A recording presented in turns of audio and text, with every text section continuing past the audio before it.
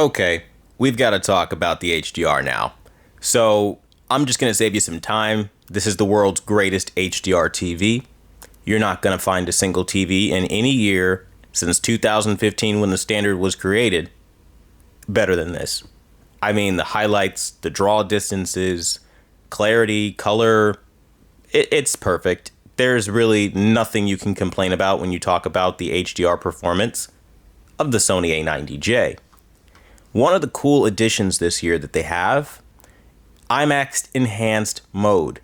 This is the single greatest mode Sony has ever put into their TV for HDR. I'm telling you, it really does wonders. You go into your picture settings. They have this new feature this year under the brightness tab, called HDR tone mapping. And under HDR tone mapping, you have gradation preferred or brightness preferred. Now, brightness preferred is always going to go for the highest level of luminosity in any given scene where the brightest objects exist. Not my ideal approach. Gradation preferred goes for the tightest contrast and the purest colors. And let me just tell you, it works so very well and it looks so damn good. And I literally default it to this. So even though this year's OLEDs are about being brighter than ever before, that doesn't really impress me, right? But what does impress me is all the detail, all the quality I'm getting out of this image. It's breathtaking, man. Like, literally one of the most mind-blowing things. I literally stayed up until like 5 o'clock in the morning last night. Literally just watching movies, dude. I was watching Pacific Rim. Then I rewound Pacific Rim, which I haven't done in a while, and watched it again. Granted, I was creating settings at the time, but also I was watching like the whole movie like twice. Then I got bored of that. I put in Ant-Man and the Wasp. Loved it. I mean, like, the highlight detail on this is literally untouchable. There really isn't a point to compare any other TV outside of this TV for this, because what Sony is doing great this year, they're absolutely nailing. And nobody has a fucking snowball chance in hell of coming close to it. And that's not fanboy drivel. That's like reality, dude. Like stone cold factual reality. Sony really showed up with the HDR performance. Now, areas they didn't show up on. The presentation for this TV is dog shit. You're basically getting a $100 TV packaging and performance, as far as like, or rather experience, for $3,000. That's some bullshit. You're also not getting the XR logo on the back of the TV like Sony told you were getting at CES 2021 when they advertised this TV. That's also some bullshit. So, you know, there are some things I can gripe about for sure. Then I could literally go on and on. I mean, but there are things they did right. Now, motion is not one of those things. I had some serious issues with motion, and unfortunately, that's just what it is. This TV is not a champ at motion. LG is way better. They're going to trouse Sony in motion. So if you're a motion person, like I'm a motion person, you're probably not going to be a big fan of the motion on the Sony because they introduce way too much motion blur. And judder is pretty much seen mostly and almost exclusively with particle effects. What I mean is, if there are sparks flying above a character's head in a movie, those sparks are going to have an insane amount of judder. They won't have any smoothing or any smoothing of any kind. It's just going to be a really bad, juddery mess. But things like the characters, panning motions, vehicles, like those things like really do like translate well. So it's not bad. It's just, you know, they have some areas they definitely need to button up on this TV for sure. Though I will say the depth is also one of the strong points so far. And I mean, that's just how it is. I mean, they really delivered with the depth. I can't say honestly that this is like, you know, more depth than any TV on planet Earth would be able to achieve.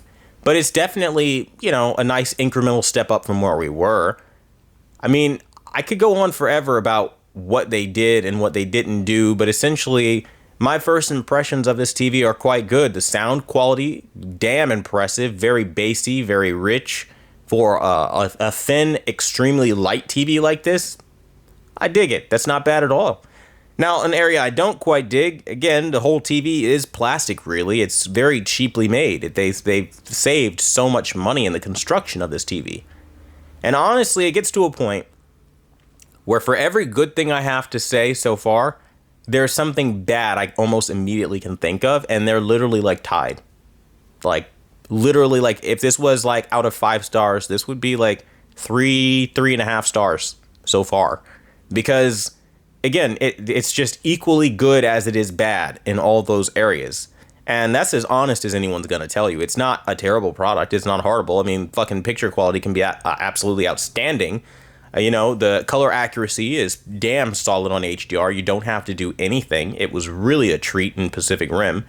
But, I mean, you do have some things that you might have to button up, like shadow detail and some colors and some things. So there is some work to do, but it's the best HDR Sony has ever produced, and really the world's greatest HDR.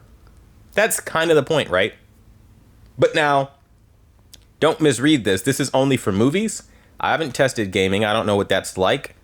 And frankly, I've tested like 2 movies, but I can confidently say that even within those 2 movies, I saw enough. I saw enough to really take my breath away and really make me believe. And so I'm showing you this, and I hope it comes through on YouTube. But like this was a treat. It is a treat. It's fantastic. Now, people talk a lot about the vivid mode. I don't like the vivid mode. The vivid mode just introduces a lot of brightness, but it's sloppy. It's not refined. You don't have nearly as much detail as in the IMAX Enhanced mode. Just use IMAX Enhanced if you're watching movie content, because the motion also gets smoother in IMAX Enhanced, where in Vivid, it's even worse. So they clearly buttoned up IMAX Enhanced specifically for movie usage. Use it because your motion will be a lot smoother and a lot more clean, and those transitions between frames and stuff like that. So just keep that in mind. But again, for an initial impression, I think it's a good TV. It's a perfect TV for HDR. But, SDR didn't impress me as much as I was expecting. I literally, had to update this TV to try to see anything different, and I really didn't. So that's the unfortunate part, Some of it, a lot of people are just gonna gas this TV up. They're gonna overhype it, and that's just how it is.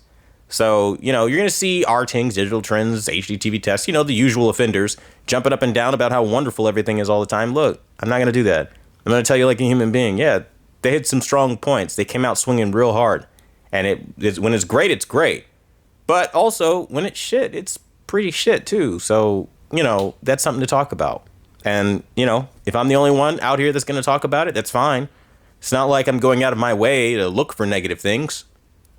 I would love to tell you that this is the best TV on earth. You don't ever have to look again. But I'm not going to lie to you. It is what it is, right?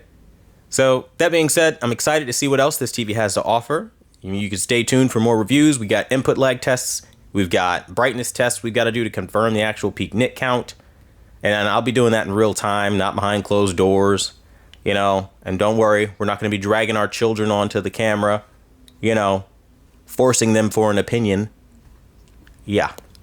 We're not going to be doing a lot of the trashy stuff you see other YouTubers doing. We're just going to be telling you how it is, reviewing the TV as it is right now in front of me. And, what I see is what you're going to get. And if that offends some people, now's a good time to stop watching the review process, because I'm going to tell you everything and be extremely thorough. And before anybody tries to spin some narrative, he only bought this TV to trash it. Oh, he's just a terrible person. Let me be very clear. Very clear. This TV is my personal TV. I paid the $3,000 for this TV. I own this TV, and this is a forever TV. I'm not returning it. There is no exchanging on it. This is my TV. So I have the right to tell Sony what I think about my TV that I just paid $3,000 for. And if any of you guys want to hear what that is like and you want to see that process, rock with me. I'll be cool with you. But remember, throughout this review process, respect is given in proportion to what you give me. If you're going to come here and you're going to give me crap and you're going to insult me and you're going to call me out my name, well, you can only imagine what you're going to get. Probably going to get banned. So let's just be chill, relaxed people. I know the Sony community is filled with a lot of toxic people that feel a type of way when they hear anything negative. Much like the LG community, I don't get it. I don't get brand loyalty. For those that think I'm capping, I mean, you've got my Sony over here. Literally right next to it, you've got my LG C10. I don't give a fuck about name brand. I really, honest to God, I don't give a shit. They are in it to please me. I'm the customer. But some of you forgot that. You think they're your friend or something. Y'all smoking and joking back on the block or some shit. I don't get people. But what I will say is HDR, amazing. IMAX Enhanced mode, amazing.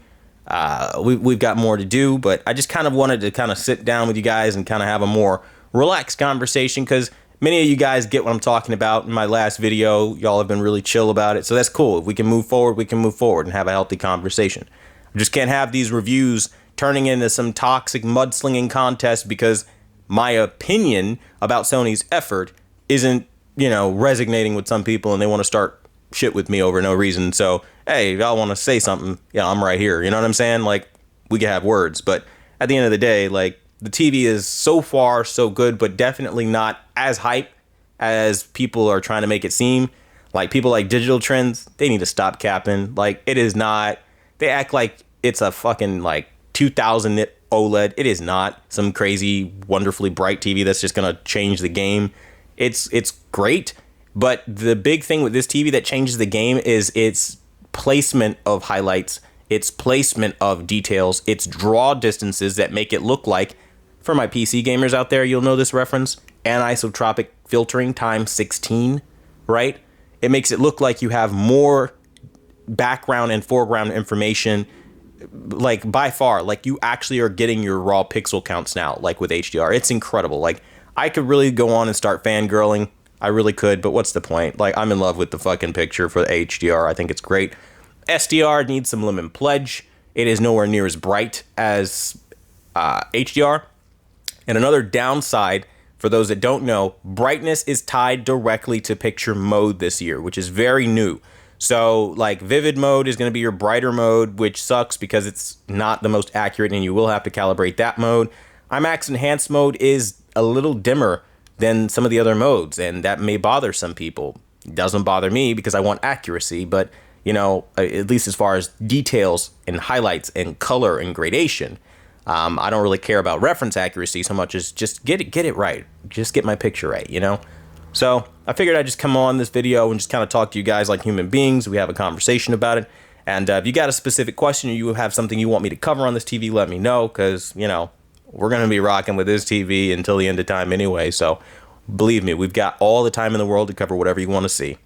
That being said, my video against the C10 is definitely happening. As I said, C10 right over there. We're definitely going to be doing that comparison. So be excited. There's a lot of fun things that are going to be happening here. But again, if you see those people freaking out in the comment section, try to get them to chill the hell out, because really, I mean, it's not that serious. These are just TV reviews. But that being said, I want to thank you guys so much for watching the #1 brand in honesty. Until the next video, see you guys later.